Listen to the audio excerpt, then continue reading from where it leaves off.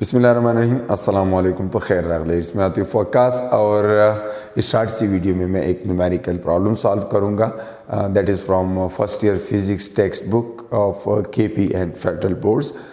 इसमें ये page number 162 पे है और it's an example and it's in chapter number 5 rotational and circular motion. So example 5.4 के अगर आप स्टेटमेंट देखें, a 2 kilogram mass swings in a circle of radius 50 centimeter at the end of a light rod.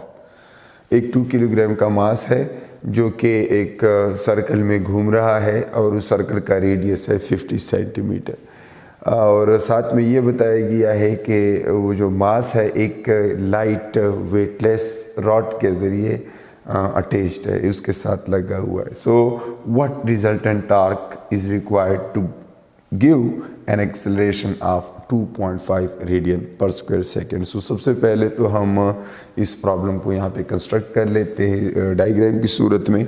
और इसमें देखें वो कहते हैं एक 2 किलोग्राम का मास है, तो मैं एज्यूम कर लेता हूँ एक 2 किलोग्राम का मास जो कि 50 सेंटीमीटर के एक सर्कल में घूम रहा है और वो एक लाइट रॉड के साथ लगा हुआ है। ये इम्पॉर्टेंट पॉइंट है इसमें।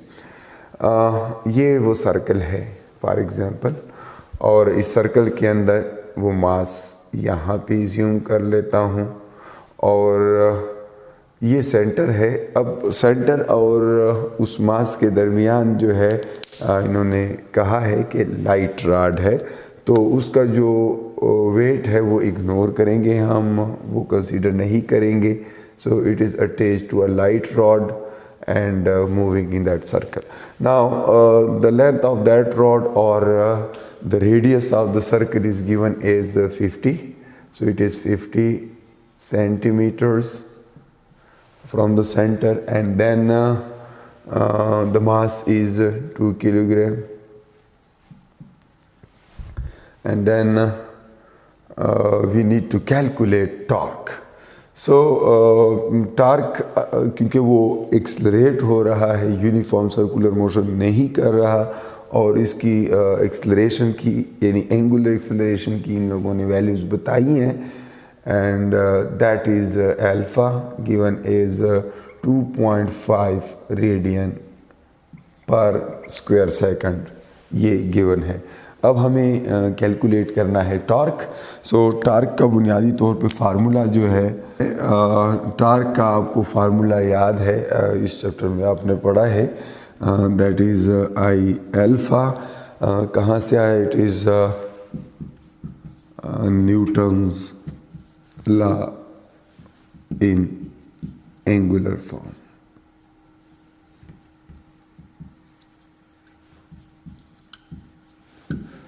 न्यूटन सेकेंड लॉ जो आप लोगों ने ऑलरेडी पढ़ा हुआ है, F इक्वल्स एम ए। तो लीनियर मोशंस में F इक्वल्स एम ए होता है, एंगुलर मोशन में tau is equal to I alpha है, because torque is angular force. Force की जगह ये आ जाएगा, मास की जगह रोटेशनल इनर्शिया आ जाएगा, और लीनियर एक्सेलरेशन की जगह एंगुलर एक्सेलरेशन आ जाएगी। So this is the formula which we should use. लेकिन इनर्शिया हमें मालूम नहीं है, तो इनर्शिया जो है that is m r square. मैंने एम आर स्क्वायर लिखा because the rod is weightless.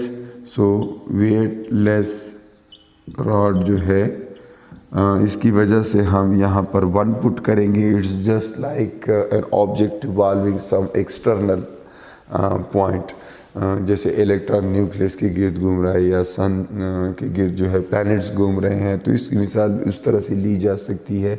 या कोई पत्थर है धागे के साथ बंधा हुआ है, तो इस सिचुएशन में हम यहाँ पर 1 पुट करते हैं। और अगर ये रॉड जो है इस तरह होता कि इसका वेट इग्नोरेबल ना होता, तो फिर हम अकॉर्डिंगली उसका फार्मूला लिखते, यानी यहाँ पर फिर कुछ और चीज़ आती, 1/12 आता इन केस ऑफ रॉड। बहरहाल फ़िलहाल चूँकि यहाँ पर कहा गया है कि that mass is attached to a weightless rod, so this the formula for inertia, and if we substitute the values then we get, यहाँ पर इसको मैं इस फार्मूला में पुट कर लेता हूँ। So tau is equal to m r square times alpha. Now m is 2 kilogram. मैं वैल्यूज़ पुट कर लेता हूँ. m की जगह 2 किलोग्राम. रेडियस जो है that is in centimetres, so I have to change it to metres. सो मैं यहाँ पर 50 डिवाइडेड बाई 100 लिखूँगा. और चूँकि r का स्क्वायर है तो इसके ऊपर स्क्वायर भी लिख लेता हूँ. अल्फ़ा जो है that is 2.5. So 2.5 and that is already in SI units, so we do not need to change its units. अब इसको मैं 2.5 को 2 से मल्टीप्लाई कर लूँगा तो ये 5 हो जाएगा. और ऊपर जो है 50 को 2 दफ़ा लिखना है, तो मतलब ये है कि 2500 हो जाएगा.